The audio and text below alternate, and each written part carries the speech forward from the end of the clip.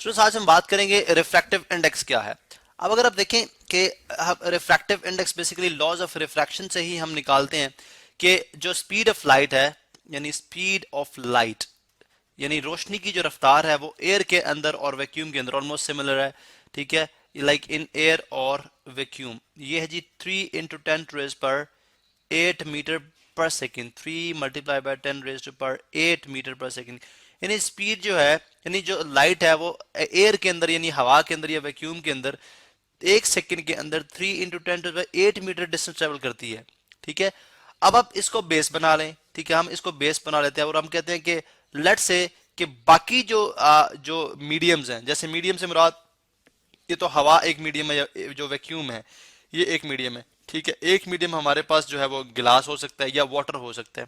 ठीक है, वाटर एक मीडियम है। ठीक है, ग्लास एक मीडियम है यानी शीशा, लाइट शीशे में से भी पास कर सकती है, बिकॉज लाइट का पास करना बेसिकली रिफ्रैक्शन है। इसी तरह से अगर आप देखें तो आपके पास लेट सपोज बेंजीन या चलें डायमंड की बात कर लें जो कि कॉमन है। ठीक है, डायमंड भी एक डिफरेंट मीडियम है।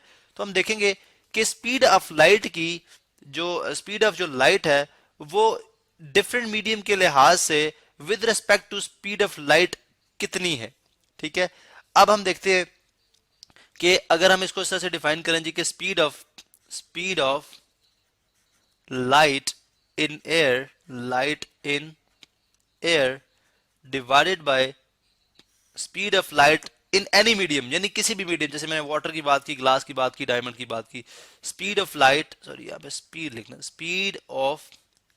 Speed of light in in that medium. ठीक है, इन दैट मीडियम जिसकी आप फाइंड आउट करना चाह रहे हैं, ये जो बेसिकली होगी। ठीक है, इनकी जो रेशो होगी इसको हम, ये एक फिक्स रेशो होगी, इसलिए हम इसको रिफ्रैक्टिव इंडेक्स का नाम देते हैं। Refractive, this is called refractive index. एक नंबर होगा, चूंकि ये एक रेशो है इसलिए इसका यूनिट जो है वो नहीं होगा, बिकॉज ये भी स्पीड है, ये भी स्पीड है, ये भी मीटर पर सेकंड से कैंसिल आउट हो जाएगा, आपके पास इसका यूनिट कोई नहीं आएगा। इसका मतलब है कि अगर अगर लेट से मैं स्पीड ऑफ लाइट को रिप्रेजेंट कर दूं, जो कि अमूमन हम सी के साथ रिप्रेजेंट करते हैं, अगर मैं कह दूं जी कि सी जो है वो स्पीड ऑफ लाइट है और speed of light in that medium, v जो है वो उस मीडियम को की यानी speed of light in medium के लिए हम वी यूज कर रहे हैं और रिफ्रैक्टिव इंडेक्स के लिए मैं एन यूज कर रहा हूं।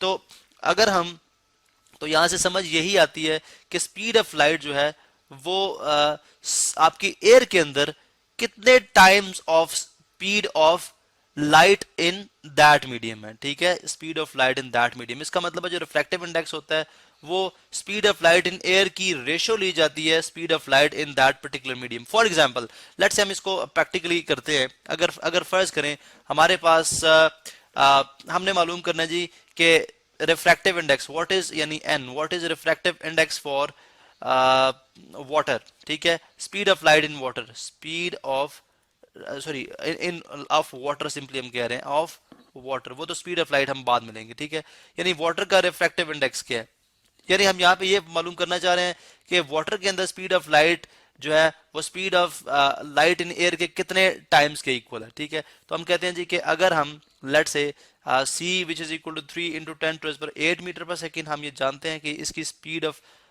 लाइट जो है वो इन एयर इतनी होती है या वैक्यूम इतनी होती है, speed of light in water. ठीक है, इसको मैं चलें अब इस तरह से कहता हूँ वी डब्ल्यू कहता हूँ, यानी speed of light in water जो कि है 2.26 इंटू 10⁸ मीटर पर सेकेंड। ठीक है, अब हम देखते हैं कि अगर मैं इसको, यानी चूंकि सी स्पीड ऑफ लाइट है डिवाइडेड बाय उस मीडियम के अंदर करना है, तो वो मीडियम है हमारे पास 2.26 इंटू 10⁸। अब 10⁸ कैंसिल आउट हो जाएगा और 3 डिवाइडेड बाय 2.26, अगर आपके पास कैलकुलेटर है तो आप देखें 3 divided by 2.26 is equal to, या जितना 1.32, ऑलमोस्ट हम इसको राउंड ऑफ करें 1.32 को, तो हम इसको चले 1.33 कह देते हैं।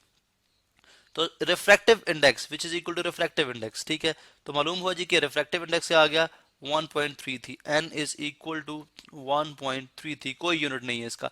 इसका मतलब है अगर मैं यहाँ पे अब देखूं तो ये बन जाता है जी speed of light is equal to 1.33। ठीक है, मल्टीप्लाई बाय कितना, स्पीड ऑफ लाइट इन किसके, इनके, इन दैट मीडियम यानी वाटर के।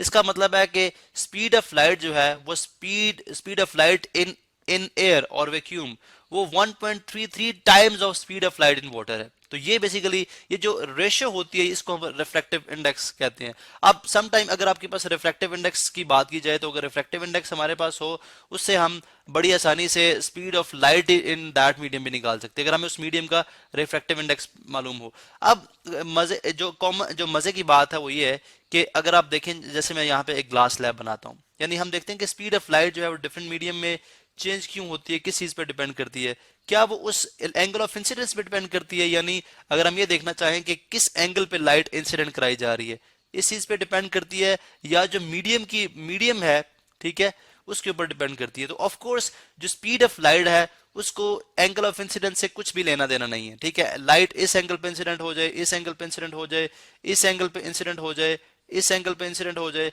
क्योंकि थ्रू आउट जो सरफेस है वो हम अस्यूम करें कि वो यूनिफॉर्म है। अब यूनिफॉर्म जो बॉडी है उसके अंदर स्पीड ऑफ लाइट जो है उसके ऊपर कोई फर्क नहीं पड़ेगा। इसी वजह से हम यूं बात करते हैं कि ये जो रिफ्रैक्टिव इंडेक्स होगा आप किसी भी यानी एयर मीडियम से जब डेंसर मीडियम में आप इसको स्टडी करते हैं, एयर से डेंसर में आप इसको स्टडी करेंगे यानी from air to glass, denser medium को मैं ग्लास कह रहा हूँ, ठीक है, तो बेसिकली या ग्लास मीडियम को मैं डेंसर कह रहा हूँ। तो अगर आप देखें तो किसी भी एंगल के ऊपर आप इस रे को इंसिडेंट करा लें, जब वो इसके अंदर एंटर होगी यानी डेंसर मीडियम के अंदर आपको पता है टूवर्ड्स नॉर्मल बेंड करती है, क्यों करती है इसकी भी रीजन हमने बताई थी। तो अगर जब ये बेंड करेगी तो तब भी आपके पास जो स्पीड ऑफ लाइट है उनकी जो रेशियो रहेगी वो आपके पास 1.33 ही आएगी। आप किसी भी अगर आप लेट सपोज इसके अंदर हमारे पास यानी ये वाटर है, ठीक है, या जैसे मतलब 1.33 तो हमने ये वाटर के लिए फाइंड आउट की थी। ग्लास के लिए जो है, ठीक है, यानी जो ग्लास के लिए हम करते हैं फ्लिंट ग्लास जनरली हम कहते हैं, ठीक है, उसके लिए 1.62 है जो रिफ्रैक्टिव इंडेक्स है। अब बात करने का पर्पज ये है कि आप किसी भी एंगल पे रे को इंसिडेंट करा लें, जब आप जो है वो फाइंड आउट करेंगे, रिफ्रैक्टिव इंडेक्स फाइंड आउट करेंगे, वो आपके पास 1.62 ही आएगा।